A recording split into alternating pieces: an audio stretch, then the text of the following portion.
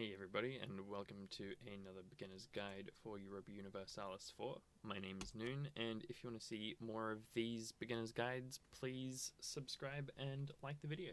Something that sort of comes up in a lot of videos indirectly is how to set up a country. You know, people will do how-to guides, how to play Milan or whatever, and there'll be a bunch of setup stuff that they talk about, you know, do this with your estates, blah blah blah. But I want to talk about my process for how I go about setting up a new country. So I thought I would just literally hit random nation until I find someone I haven't played before and who has some interesting ideas, and we'll talk about that. Normally I wouldn't use the random nation button. I would go in being like, oh, I feel like a game of blah blah blah as Bohemia or Venice or whatever. So this isn't going to be a guide quite like that. It's going to be more about how I think about the decisions that I make when I set up a country. So I thought, to be fair and to show you, completely randomly selected nations. So Tyrone, I'm not sure I've ever played as them. They're a one province minor in Ireland, and they might be good. They're okay. I'm not wild about them. Let's try somewhere else. What's this? Brunei. Okay, I've never played as Brunei before either, I don't think. They've also got unique ideas, Bruneian ideas. So morale of armies and ship costs, nice, that's good. Oh, also the Sultan is 442, which is good. That's 1 point above average, and one of them's in admin, which is great. I would prefer it was 424 rather than 442, but you know, it's not too bad. Galley combat ability is fine, because we're going to be using a lot of boats.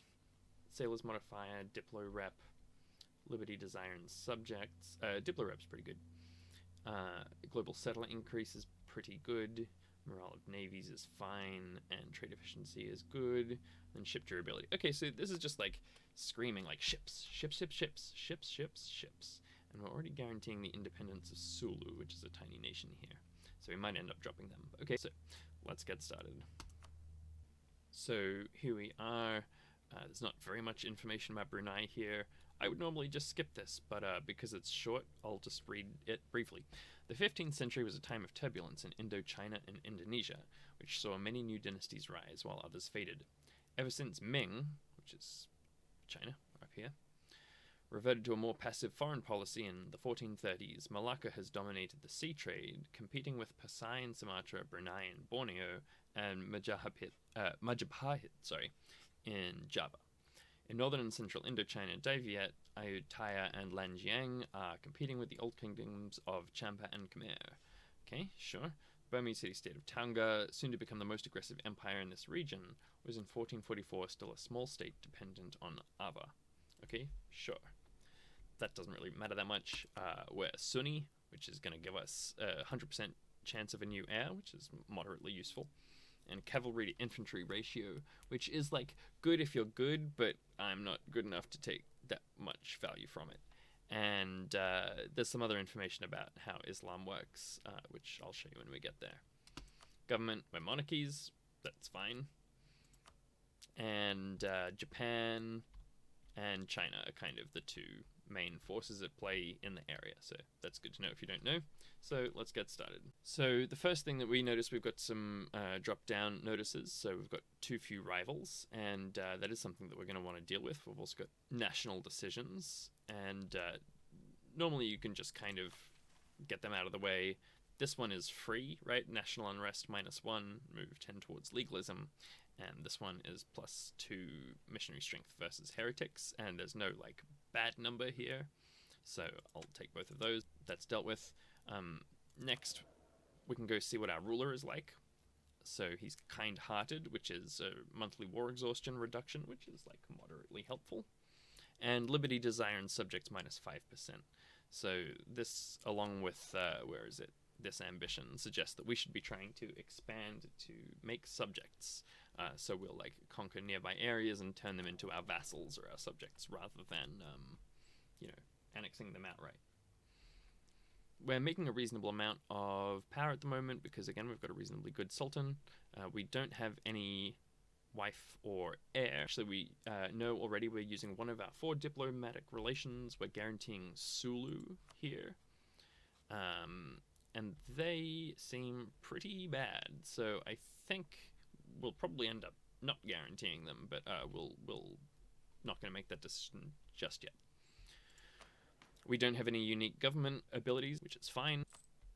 And let's have a look at our economy, because this is sort of important, right? So we're making, well, it's very important, I should say. The money is the backbone of your ability to do everything else, and we're making a reasonable profit here, and having 3 ducats a month in profit is kind of a magic number, because that means you can hire a level 1 advisor for each of these, because you can see that they each cost 1 per month. So I'm definitely going to hire at least a military advisor and probably an admin guy, because those are the 2 that I prioritize the most. 7 a month Diplo power at the start of the game is like plenty fine. We might end up taking this Diplo reputation guy at some point, but it'll be nice to still make a profit as well. So let's go ahead and do that.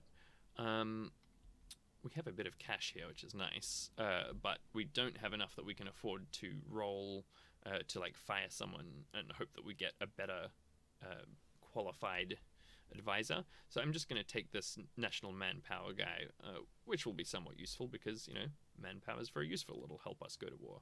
So I'm just going to hire them straight out.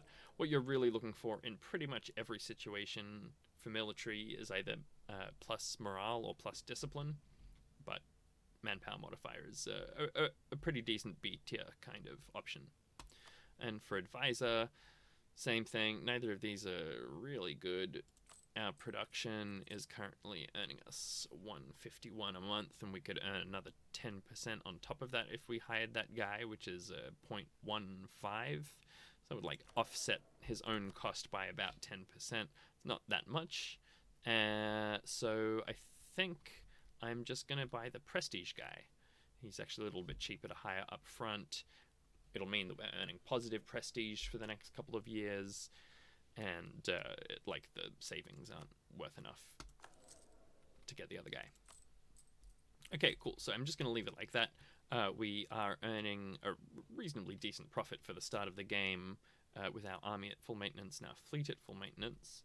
But I am going to do some stuff with my fleets. The ones that we're going to need here are light and galley, at least for the starters.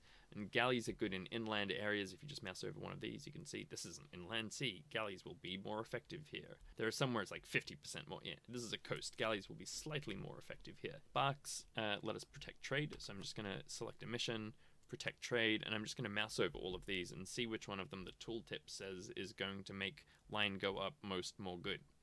So this is plus 0.2 total, and you can look at the maths that it does here and see how it comes out to that amount. I will say these tooltips are very often quite wrong. So, and they also fluctuate a lot, right? The trade situation changes month to month as every country like tries to optimize relative to one another. So this amount will actually fluctuate month to month how much it thinks it'll improve. But let's just go with Malacca, sure, why not? That's fine. Right at the start of the game, I'm not trying to optimize this super much. I might play around with my merchants, but probably just at the very start of the game, as long as they're all doing something, that's good enough. We're earning, like, I don't know, probably an extra 0.6 ducats a month because of them, and, you know, that's fine for the moment. Now, this other fleet here, so we've got the barks, and we've got this other fleet, which is galleys and cogs, galleys and transports. I'm just going to mothball them. But first, let's have a look at the cost here. So we're getting 1, 2, 3. Nice, easy to remember. Now, if we mothball them, we're spending 146. So we are now earning another 0.23 per month. Great. I might go to my military tab and mothball all forts. I don't have any forts, so I can't do that. That's a shame. Don't even have one in my capital. That does mean that probably everyone else around us also doesn't have forts, so that's alright. But often that's a good way to start money at the start of a game. Trade, never use this tab. Tech, you know, whatever. We can't do anything at the start of the game in any country, so that's fine. But we're 333. Let's just check our institutions. Yep, we have feudalism. That's fine. It means we don't have to, like, catch up. Whereas you can see there are some countries nearby here who don't have feudalism yet, and they're going to have massive problems with tech for basically, I don't know, the next 100 years or something until they all get eaten or eat one another. Let's have a look at our missions now. So Brunei has unique missions, that's cool. And so this is going to really direct the flow of the game a lot. So at the start of a game, before I unpause, I'm often going to read like quite a few of these and figure out what my plans are for the near future. So let's have a look. So conquer Sambas. At least 4, currently 1, provinces in the area Kalimantan owned by Brunei. And so you can just see if you hover over that, it illuminates the area that you need. So presumably this one is also in Kalimantan. Yeah. So we need to have at least 4. So it's basically saying conquer these guys. And it can be owned by us or our subjects. So again, one thing that we might end up doing, and this is a common strategy for expanding rapidly, is to get a vassal and then conquer other countries and give the provinces to that vassal. And the vassal will take on the admin power cost of making them a core, and then you can spend diplo power to annex them and make it part of your country. And so basically it turns the admin cost power of coring into a diplo power cost of annexing. Again, don't worry if that's over your head at the moment, but you know, often these ones that say you need to own a province will actually say you or a subject, so that's good to know. Okay, then conquer Barao, same thing. We need to own at least 5 provinces in these 2 areas. So again, it's just saying conquer these guys, sure. And then finish off the job of uniting Borneo. So this little mission tree, it's just these 3 missions. Conquer this whole thing. And the rewards for it will get some prestige, settler increase until the end of the game. Cool. And yep, great. Oh, so that's for these 2 these 2 provinces that haven't yet been colonized. If we fill this mission in, it'll be really easy for us to colonize those 2 provinces soon. The reward here, we get a permanent claim on Kutai and Banjar, which is just down here, I think. Yeah. Sure, that's not that exciting. It just lets us fulfill the next one, and then we get some prestige. Alright, sure. So it's not like a super rewarding tree in the short term, but that's basically, you know, one mission tree is like conquer the island of Brunei. And so that's something we'll be thinking about doing soon when we start doing our diplomatic setup. Brunei Navy have at least 30 galleys. That's obviously pretty far away. We've got 7 at the moment. And we'll get extra galley combat ability for it. Okay, sure, that's fine. Have at least 3 vassals, and they have to like us, and then we'll get extra income from them for 20 years. This one is in this province. We need to own it, presumably, yeah, and it has to have a weapons manufactory, which is a building we won't unlock for quite some time, and it'll make a bunch more weapons then, I guess, so that's cool. But again, we won't be able to do that for a long time, so I'm not even really going to worry about that for now. So this one, Mend Civil Strife. You can see all of these also have flavor. I'm sorry, I'm just skipping over that for the moment. If you enjoyed the flavor, please, when you do this in your games, like sit here and like read what all of the missions are about. Some of them will be pretty bland, and some of them will have some interesting information about the countries, because, you know, Paradox does a fair amount of research. Basically, this one, you get 2 stability, and the 3rd one's free, which is a pretty good deal, because the 3rd one's the most expensive. This one wants us to get centers of trade and have 60% of the trade power in this Malacca trade node. We currently have 10, so you can imagine we're going to have to expand pretty significantly for that to be the case. And that's going to give us more money. Spice must flow. This is a sort of somewhat generic mission that a bunch of different countries have, which is funny, which is to get the extra bonus from producing and trading spices. And then we get plus 5% goods produced modifier for the rest of the game, which is honestly a really ridiculously powerful modifier. Goods produced is effectively the single most powerful economic bonus that's available in the game. This one, we can also get Sulu is at peace. Okay, so this is the one that we're guaranteeing. Their opinion of us is at least 150, and that we're guaranteeing them. Okay, cool. So I'm glad I didn't just automatically guarantee them, which is what I was saying I might do, because it's usually not worth it to be guaranteeing someone tiny for no particular reason. But once they like us, they'll automatically become our vassal, and we get a permanent claim on East and West Mindanao, which is this bit, it looks like. Yep, cool. Once we get that, it's going to make it easier for us to settle these areas. And where's this? Okay, there's another one. We just have to guarantee Manila, and then I imagine, yep, they'll become a vassal, and again, we get more claims on Luzon. And this leads us to conquer this whole area, I guess. Yeah, just if we control all of that, we get even more settler opportunities and Navy tradition, which is like, okay, it's not a great reward. But you can imagine, like, if we're just naturally expanding, it's basically being like, hey, expand over here. That's already like a bunch of really good information about what you should prioritize. Missions are often just kind of incidental rewards for conquest or development that you were going to do anyway, but they can also direct you in your plans. So just like even that thing about Sulu is like a really useful thing, because otherwise, if I didn't have that mission, I'm 100% dropping them immediately. I'm not going to guarantee them. So okay, what else can we do? Religious conversion. It's not the age of discovery. Okay, so we definitionally can't do this until whenever it is 1500 or whenever the Reformation spawns. I should know that. Hashtag ProGamer. But then we have to also convert everyone to Sunni, which is going to take a little while, but that's fine. And then all of our missionaries are cheaper, which is pretty nice. We need a textile manufactory here, and it gets production efficiency. Convert a bunch of this area into Sunni. And then we get, yep, tolerance to the true faith. That's just going to make all of our provinces more loyal, basically. These ones, you can see they're a lot less specific, right? It's just kind of like, it's saying once you've converted this island, but there's no super rewards for like doing all of this area or whatever. It's just like, oh, by the way, when you're doing that anyway, because you've dominated all of these spice islands or whatever, you get a little bonus for it. So that's a nice example of the incidental bonus. Okay, so this one requires us to be Malaya, so we're going to have to form the country of Malaya, which will require us to own a whole bunch of provinces. Okay, so there you go. So there is another thing incentivizing us to expand in this direction, which is to form Malaya. I don't know what Malaya is like, but if, like, often a concept for a game will be, I'm going to form Malaya, or I'm going to form Prussia, or I'm going to form India, or whatever it is, because it gives you like a nice set of goals. And this one, it's interesting that it's just sort of like incidental. We just need to form Malaya and own a bunch of provinces, and we get Diplo Rep till the end of the game, which is quite nice. Invade the mainland, sure, and expel Europeans. So this one, it has to be revolutions or absolutism. That's like, 1600, something like that.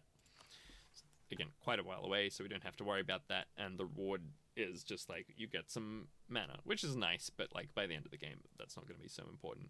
We're looking cloves. It's saying expand over here. Cloves are quite valuable. And sea cucumbers, we need to conquer Tiwi. So there you go. It's a pretty like broad and powerful mission tree. It gives you some good claims, which lets you expand quickly rather than having to fabricate them, though we will have to fabricate them initially because you can see here we don't have any claims anywhere. But that's cool. We can do that. So what I learned from this mission tree is, in the short term, what I'm setting up for is conquer Sambas and then these guys and turn them into one, maybe two vassals, and go from there. And also make Sulu like us. Impress Sulu. Yeah, we just have to like make them like us. So that's fine. Those are some nice things for us to start doing. And actually, let's start schmoozing Sulu now. So let's marry them. That sounds great. That's a good start. And our queen is pretty good, 550. Again, that's only 1 point above the 333 like average that I look for, and the 0 in military is pretty disappointing.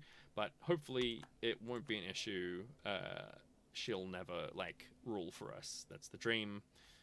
But we'll see, because we're 31 and she's 18, so we might live long enough that if we have a son or heir, I think that it has to be a son for Sunnis, but whatever. Hopefully they'll be adult and we won't have to have the Sultana ruling for too long, but that's fine. We'll have to get some other diplomatic relations as well, and I'll do that in a little bit. I also would like to offer Sulu an alliance, which they're keen for, and if that doesn't take them over the amount that we need to impress them, 150, then I'll improve relations with them as well. That's fine. And Barrow doesn't have any alliances. We're going to have to unpause and see who allies who, but I'm just going to start building a spy network here for now. And another one here, I think. I did talk about rivals before. Sorry, I'm doing this in a slightly messy order. Again, this is just like literally how I do it. I go through bit by bit, and when I'm like, oh, I need to check this thing, I check that thing, and sort of muddle my way through roughly left to right along this panel, but comes and goes. So one little trick is to not set your rivals until, maybe the start of December, because if I rival Sambas, they're going to make it a point to ally the most powerful person that they can. Whereas if they're not specifically threatened by us, they won't. So I'm just going to like unpause, in a few minutes, and we'll let it run until the end of the month, and then I'll actually set my rivals. But I can think about who I might want to rival. So one is Khmer, and that's fine. They're all the way over there. We're not going to actually fight each other at any point. We don't share a border. Or like we will, but like not for ages. So like that's much of a muchness. Majapahit is down here, and although they don't look like much, they're actually somewhat of a powerhouse around here. But again, we don't share any borders. They've got a bunch of tributaries. That's why they're powerful. They've got a bunch of vassals. So if we declared war on them or any of their vassals, including Banjar, that's annoying, we will have to go to war with them. So anyway, that's, again, a reasonably fair enough person to have rivaled us. And then the last person is Sambas. And so they're much smaller than us. So they've got 6,000 troops and much fewer provinces. So they'll be earning a lot less money. So that's good to know. I'd probably be happy to rival Khmer and Majapahit now, but I'm just going to leave it anyway and make the point that it doesn't matter very much to leave it a month, so long as you remember to do it, which you will, because this red bad thing up top. Next, I'm just going to look at religion very briefly. All of our provinces already have the state religion. If we look at the religion map mode, okay, we're the only Sunni country here, as well as Sulu.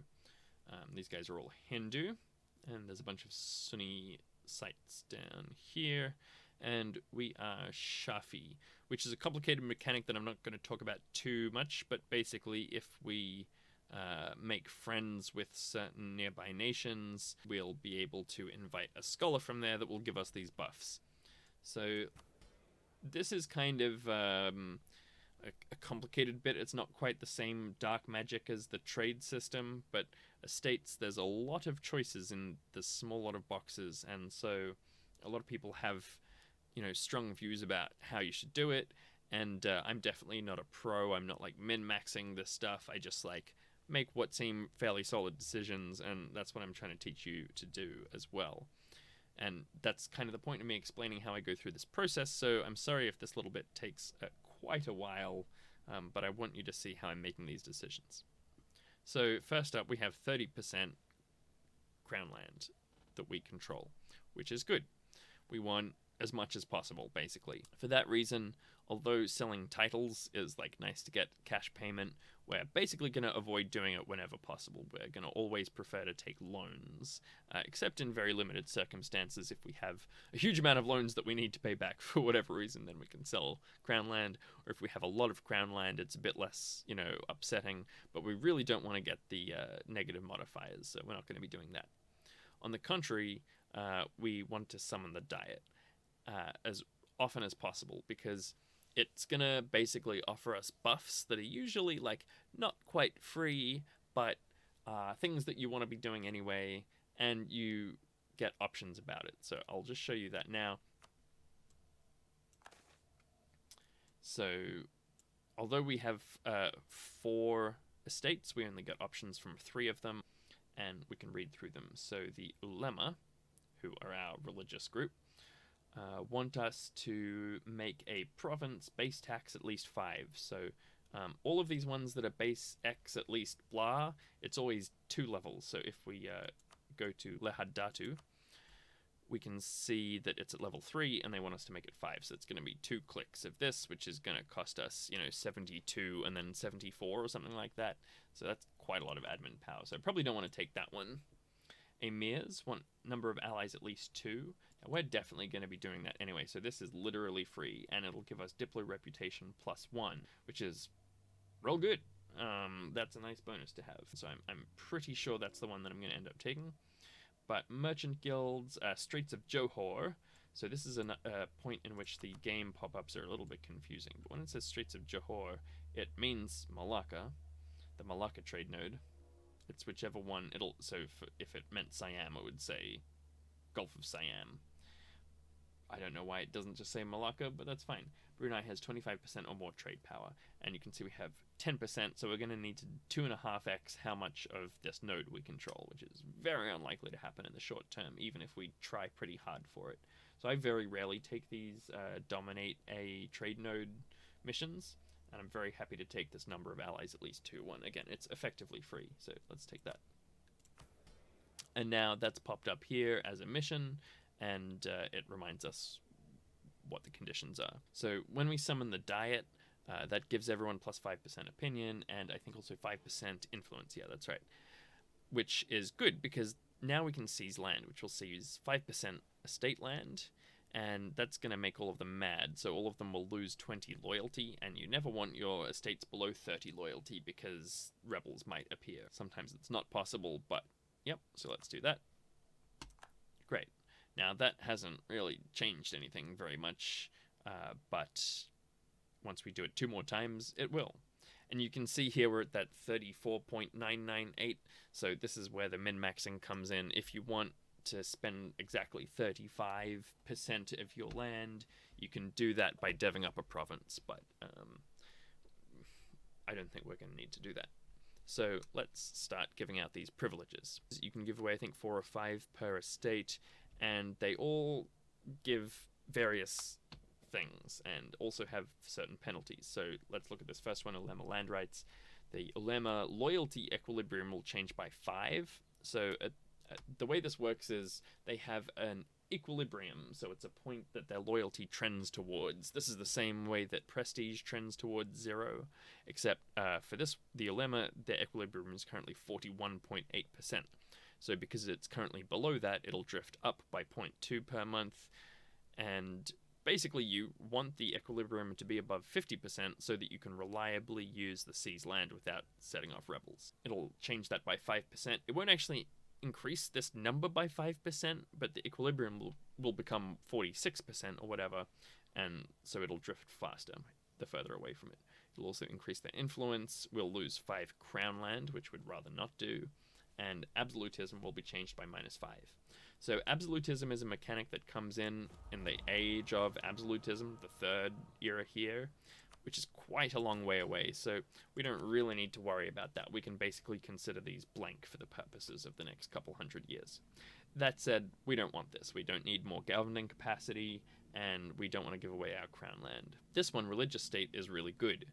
Monthly admin power, +1. However, it costs 10 crown land, and it makes them unhappy. So it's not necessarily something that you want to give out at the start of the game. Again, this is one of the things that people will min-max in order to be able to squeeze out as many of these bonus mana points as possible, from as early in the game as possible.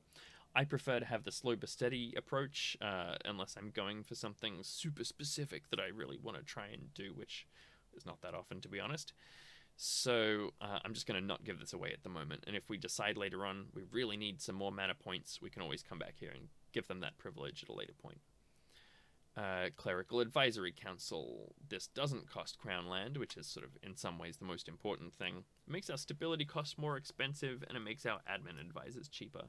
That 25% reduction is pretty big, so we're spending a ducat a month, and instead we'd be spending 0.75. So if I was short on money, I might consider giving this out, but I'm not going to. Monthly piety plus 0.1. Now, piety is this mechanic here. It gives you bonuses depending on how close you are to either mysticism or legalism, which are opposed in this schema, which I'm not sure how historically accurate that is. Sadly, because I think Sufism is really cool, legalism is basically much better, mainly because of the tech cost and manpower modifier, but tax modifier is also really good. And also dhimmi sort of definitionally are your least important or least powerful estate, because dhimmi means, like, so originally a term reserved for Christians and Jews, the dhimmi are non-Muslim subjects in a Muslim realm. The point being, in game terms, it's not a big deal that their loyalty equilibrium is down. Whereas on mysticism, you get missionary strength, which is not great, though we might end up using it. Morale of armies, which is admittedly a very important stat. fort defense, which is fine, and then the opposite, loyalty, which, as I mentioned, is like not advantageous for us. So I basically always move towards legalism, especially because if you get corruption, you can just buy it off by like skipping down. But basically, I don't care about piety, is the point here. Both sides of these are pretty fine. I'd prefer to be on legalism, but I don't want to give away privilege that's going to increase their influence but not really give me anything, so I won't do that. Oversight by the Ulema. So all of the estates will have something equivalent to this. It just makes them happy and more influential and nothing else. And we might end up giving that away to several of them, but I'm not going to do it right now. And the reason for that is that we want to get it over the equilibrium over 50%. So if I just did this, then that would be like mission achieved. But I'm going to look at what the other options here are. So expansionist zealotry. It doesn't cost us anything, because remember, we're reading absolutism as blank regardless. It doesn't cost us anything in these terms. It does reduce our army morale, which is pretty bad, and reduces their loyalty equilibrium, which is weird that they've decided to put it as a modifier rather than as a cost or whatever. But then we get plus 5% morale when we're at war with heretics or heathens, and that seems bad to me. That's actually straight up bad, because it just pays for itself sometimes. So maybe there's something I'm missing about that, but I think maybe it reads differently in different situations. Not 100% about that, but okay, not going to take that one. Religious culture. So this makes them happy, makes them significantly more influential, and costs us 5 crown land. Increases our missionary strength, which is like whatever. We are going to need to convert the rest of this island from Hindu, so like that's not bad, but whatever. Ditto tolerance of heretics and heathens, not super relevant for us in the short term. But what it gives us is every province owned of the Sunni faith, which is either the Malay culture group or has an accepted culture, gains religious society, which gives the following effects: local unrest, tax modifier, production efficiency, manpower modifier. That's pretty good. It's a bunch more money and troops. Every province which is not in the Malay culture group and has not an accepted culture gains heretic culture, giving plus unrest, and it makes it cheaper to convert the culture. So that's a pretty good buff that I might consider spending crown land for, but I want to have a look at what the culture situation is. So indeed, all of these cultures that I'm looking at conquering in the short term are Malay, so I'm not even going to have to worry about it. Just straight up everything that I conquer in the short term, all the way over here, all of this like Burgundy is all Malay. So I think that's just basically free, except for the crown land and the influence. I'm just going to take that one. Let's do it. Let's spend the crown land. You can see now we've dropped below 30%, so we're getting this modifier issue. So you know what? I am actually going to do that fancy min-maxing thing that I keep saying I'm not going to do. So for that, I'm going to go to development. I'm going to find the cheapest province to develop. Unfortunately, all of them are pretty expensive. Oh, we own Palawan. That's good to know. And I'm going to spend Diplo power on this. And you can see that's going to increase our crown land by 0.2. Is that going to get us across the line? Yes, it will. And the notification disappears. Perfect. But we can only really do that once, so I'm not going to be able to, like, if I have to give away more crown land, I'm just going to have to take the effects. So that's right. So let's keep looking at things that we might want to give them. Religious diplomats. Every country which has this opinion modifier, same religion, will have their opinion of Brunei increased by an additional 25. So that's pretty good. Basically, everyone who's of our religion likes us. Let's look at the religion screen. It's not that many people.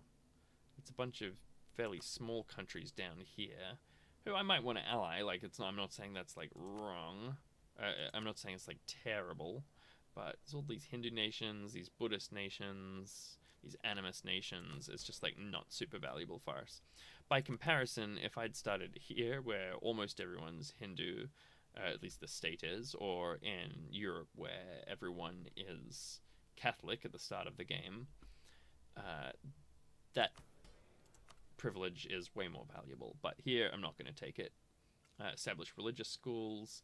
That is pretty good, but I'm just going to leave it until I need it. when I want to invite a scholar, and ditto this one. These are, you can take either or, you can't take both, which it doesn't actually say, I'm pretty sure, anywhere, which is annoying.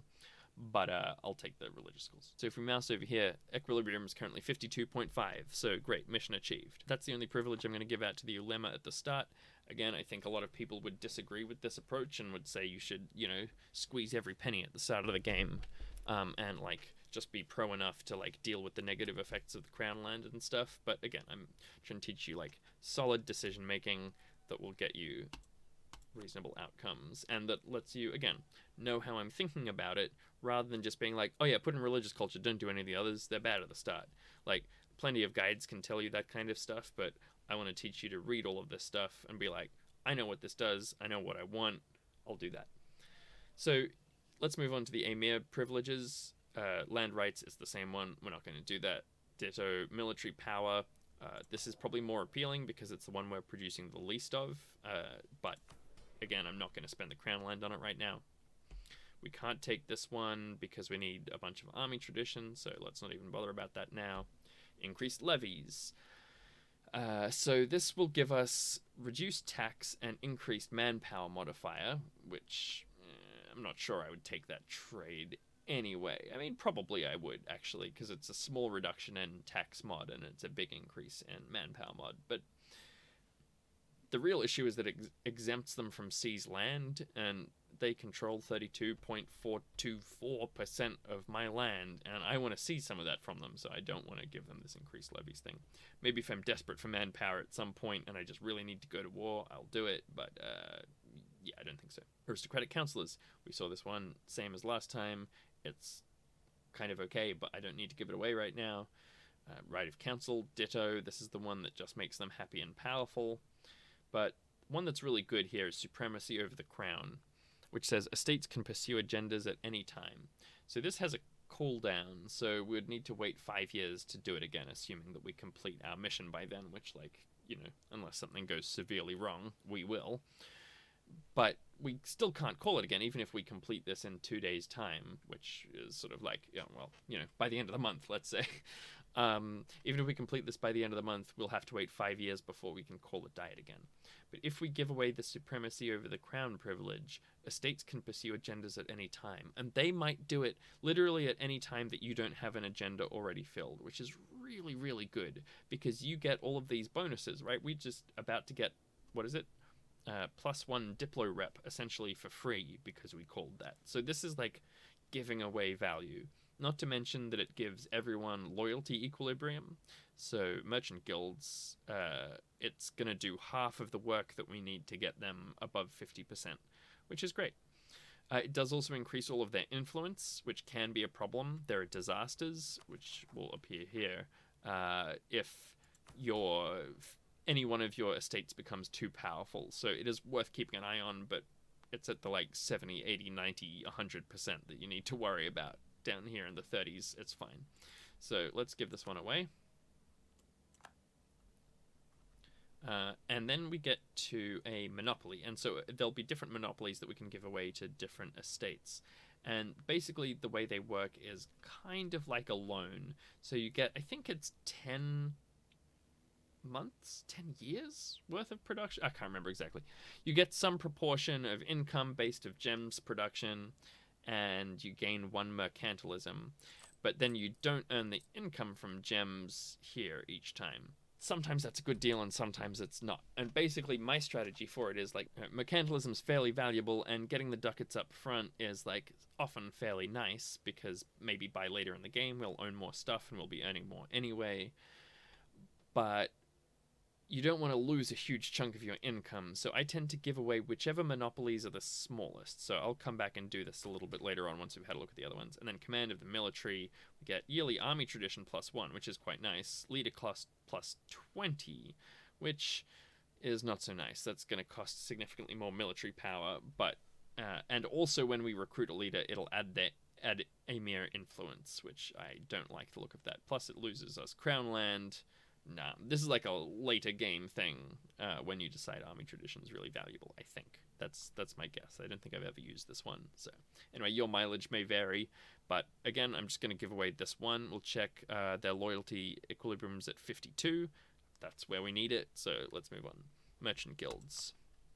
Land rights, we've seen that, not interested. Diplo power, seen that, not interested. Can't take this one, not interested. What do we need? Naval tradition, whatever.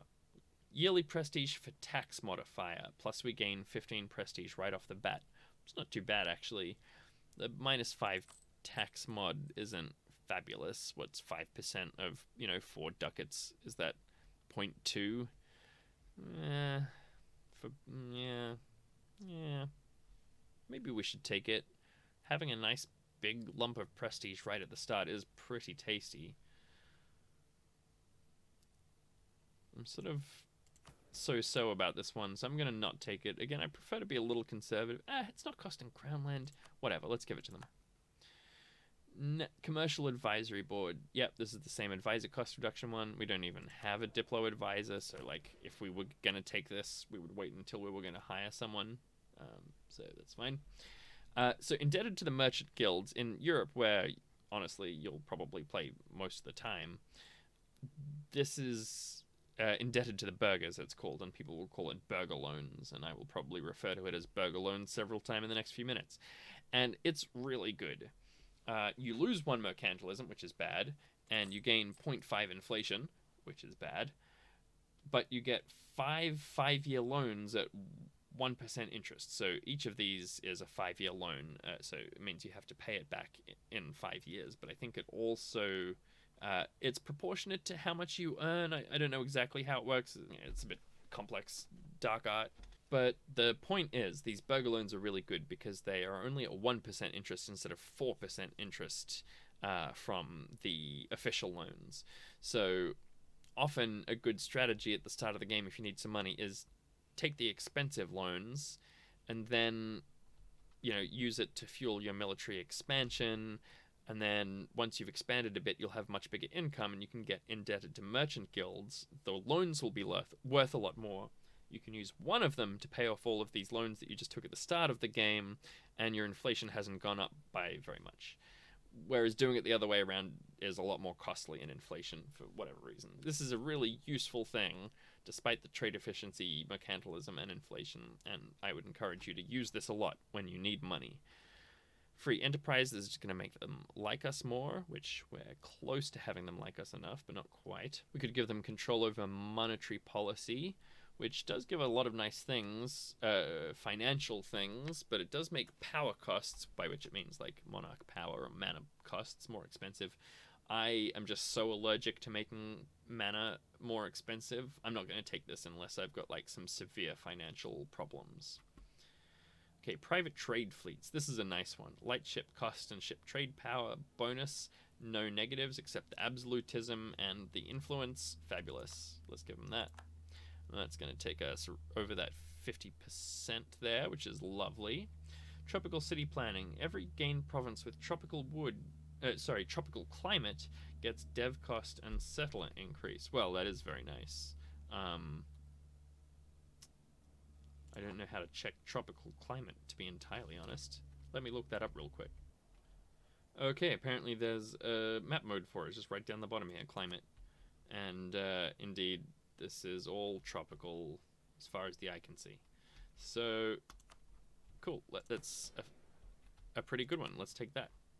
Free development and settler increase. I should have taken this before I did that, Diplo dev. I should have done some other stuff to make it cheaper as well. But let's take that. Yep. Nice. Okay, let's move on to the Dhimmi. There's only 3 options here, which are land rights. We're not taking that. Promote Dhimmi nobles. It's going to make the other people mad at us, so I don't think so. And grant Dhimmi liberties. Yeah, we're going to give them that one just to get them over the 50%. Fabulous. There we go. And you can see we can revoke this one, whereas we can't revoke any of the others, because to revoke agendas, their loyalty must be higher than their influence, which is another reason that you want to keep an eye on the influence. You can see we've finished up here. This is all of the privileges I'm going to give out, I think. Got 60, effectively 60, nearly 50, and 15. So that's, not that much influence. Like, as I said, it's like around the 70-80% mark that you got to start being like, maybe I shouldn't take this tasty value in exchange. But anyway, okay, so next up I want to think about alliances. So for this I'm going to go to the production interface and go to diplomacy and alliance options and offer alliance, and we can just look out and see who would be willing to ally us. It's fairly slim pickings, honestly. I think Malacca might be the go. If we just like click through a bunch of these ones here who are illuminated there, they do have slightly more troops than anyone else who is keen. They're far enough away that we're not going to come into conflict anytime soon. So I think Malacca is probably a pretty good option, but all of my diplomats are busy. So I think it might be time to unpause. Let's do that so you can see everything that's happening. Okay, so Sulu has offered us an alliance. So this is the little country here that we're guaranteeing, and we also offered them a royal marriage, and they're offering us an alliance, which is great. We just want to like make them as happy and close with us as possible so we can fulfill this mission. So that gives us a bunch of, you know, extra plus 50% opinion here. We need to get up to 150 for the mission, and that's a long way towards that. Plus it saves us a month if they offer us an alliance, so that's nice. Our diplomat's free now, so I'm going to offer an alliance to Malacca. And there you can see immediately we have completed that estate agenda. The emirs gain 10% loyalty, and we get diplomatic reputation buff of +1. If we look at our own country here, it's now at 2. So that actually means probably more people might be interested in making alliances with us. Not really. That's fine. We probably want maximum one more alliance because we're going to want some subjects, I think. It's getting towards the end of November, so let's see who these guys have allied and rivaled. They've rivaled us in Banjar, and they've allied Blambangan. That's a good name. I'm sure I'm saying that wrong, which is good. That's a good person for us to be at war with all the way over there. Not anyone too dangerous. Something that's worth considering is basically like, are we going to go to war very soon or not?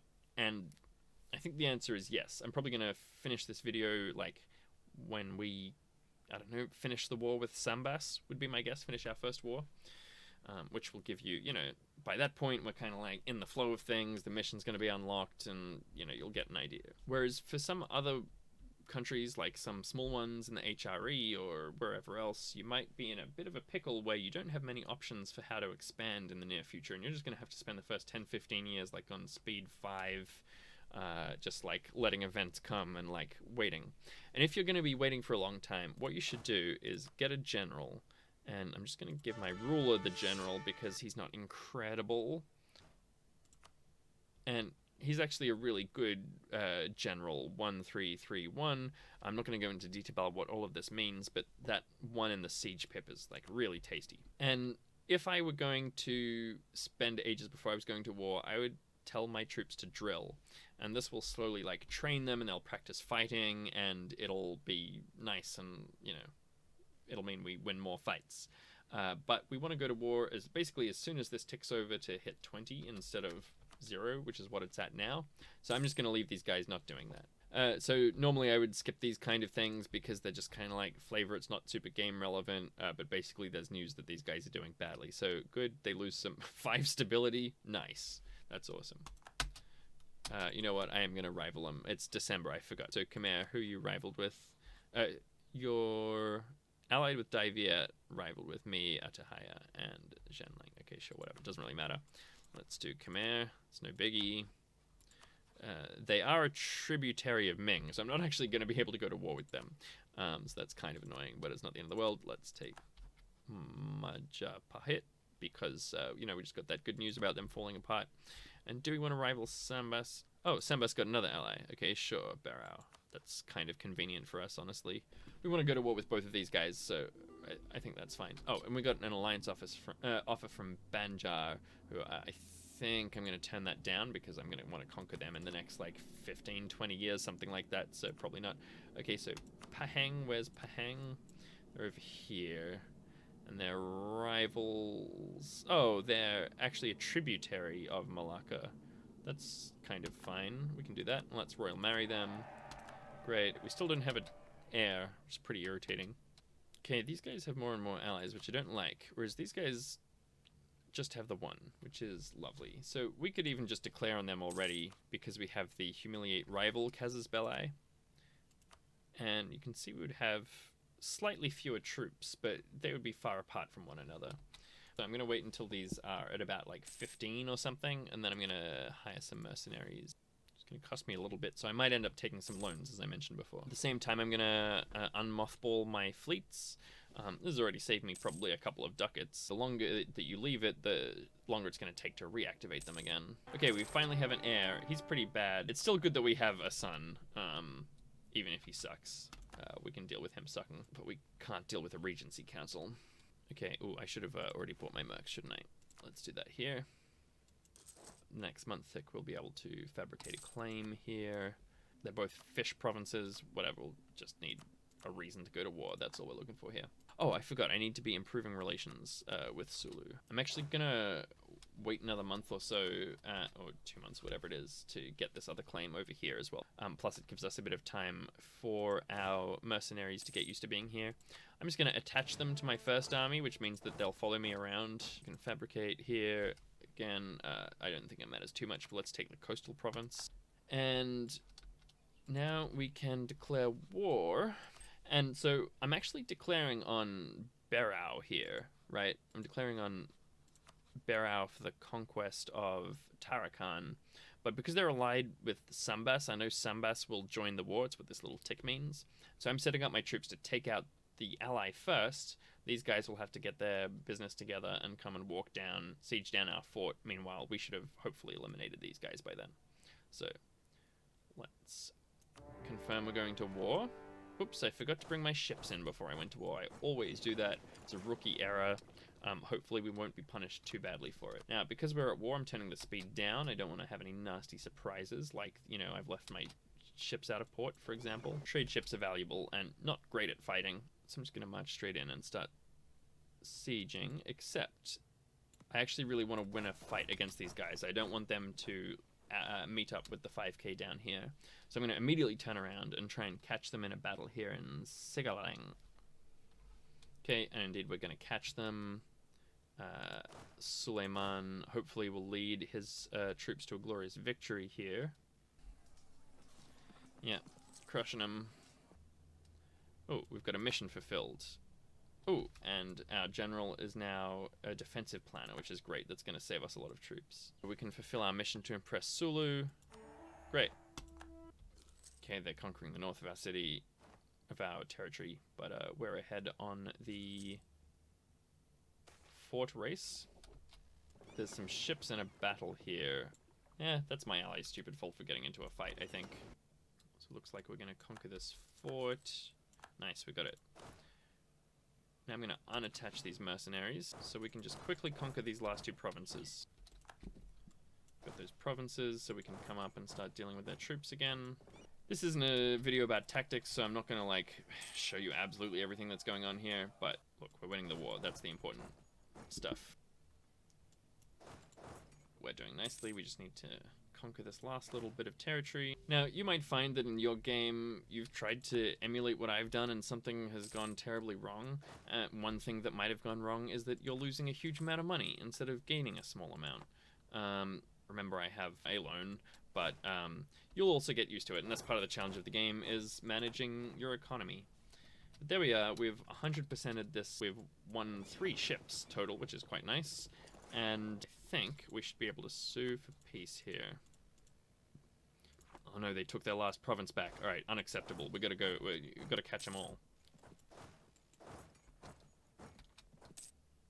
Okay, there we go. That took a little bit longer than I was hoping for, but now we can finally offer a generous peace treaty.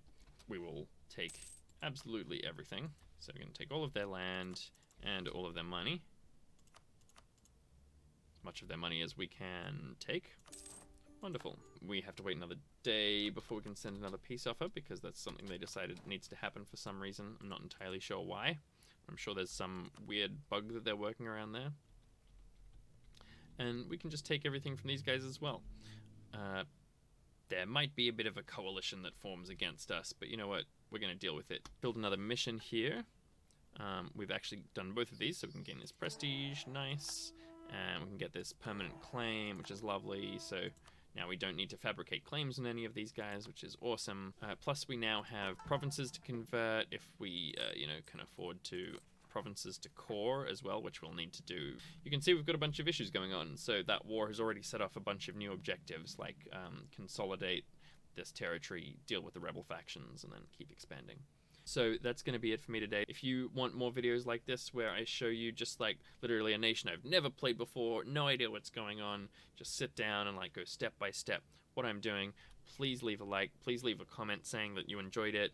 It would really mean a lot to me to know people are enjoying the videos. So thank you all so much for watching, and I'll catch you in the next video.